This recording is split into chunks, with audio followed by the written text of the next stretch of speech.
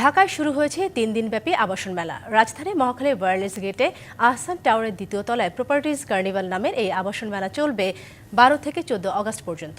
এই প্রপার্টিজ কার্নিভালের উদ্বোধন করেন আহসান গ্রুপের ম্যানেজিং ডিরেক্টর রাহনুমা আহসান। এ সময় তিনি বলেন, নাগরিক সকল সুবিধা সহজলভ্যতা নিশ্চিত করতে কাজ করে যাচ্ছে প্রতিষ্ঠানটি। অনুষ্ঠানে আরও উপস্থিত ছিলেন রিজেন্ট হোল্ডিং ডেভেলপমেন্টের লিমিটেডের চিফ এক্সিকিউটিভ সরওয়ার আনাম সহ অন্যান্য উচ্চপদস্থ কর্মকর্তাবৃন্দ। আবাসন মেলাটি প্রতিদিন বেলা ১২টা থেকে চলবে রাত ৮টা পর্যন্ত। এই কার্নিভালে পূর্বাচল রিজেন্ট টাউন প্রজেক্ট সংক্রান্ত বিভিন্ন ডকুমেন্টারি, চলমান অগ্রগতি, প্লট হস্তান্তর ও রেজিস্ট্রেশন, প্লট ক্রয় সংক্রান্ত পরামর্শ সহ তাৎক্ষণিক প্রজেক্ট ভিজিটের ব্যবস্থা রেখেছে প্রতিষ্ঠানটি।